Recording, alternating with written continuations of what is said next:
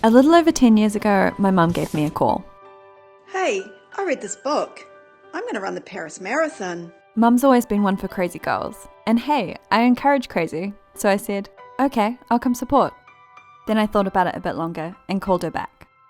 Actually, I'm going to join you. And on the 6th of April 2014, we ran our first marathon. It was the hardest thing we'd ever done. So naturally, we signed up the next year. And again the year after. 3 years in a row. This bucket list one and done marathon thing had quickly become an addiction.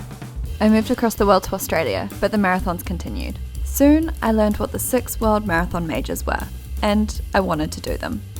Whilst on a really bad date, I entered the lottery for the New York Marathon. A week later, I found out I would be headed to New York to run my very first major, and I had some big goals.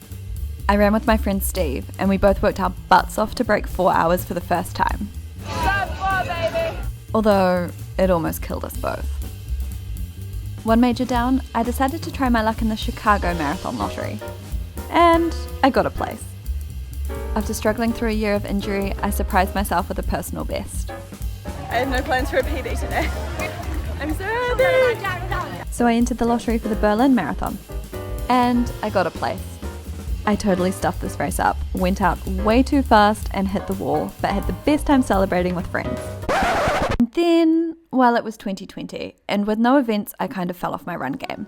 I moved to Auckland, and to get back into it, I found myself a run club and a coach.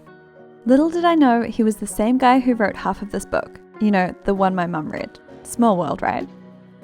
In 2023, I was back to full fitness and got lottery lucky again for the Tokyo Marathon.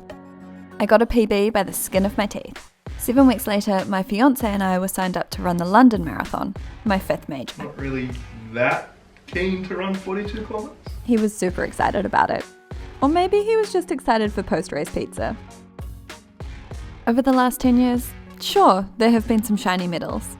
My marathon time has improved by over an hour, and I have loved pushing my body to its limits. But that's not what it's all about. It's the experiences.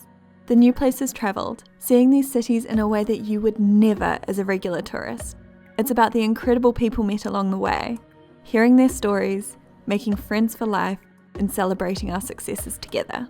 Mama Bear, when you picked up that book, I don't think you had any idea the adventures it was going to spark. And who knows what's still to come. But 11 marathons later, I am so glad you gave me that call.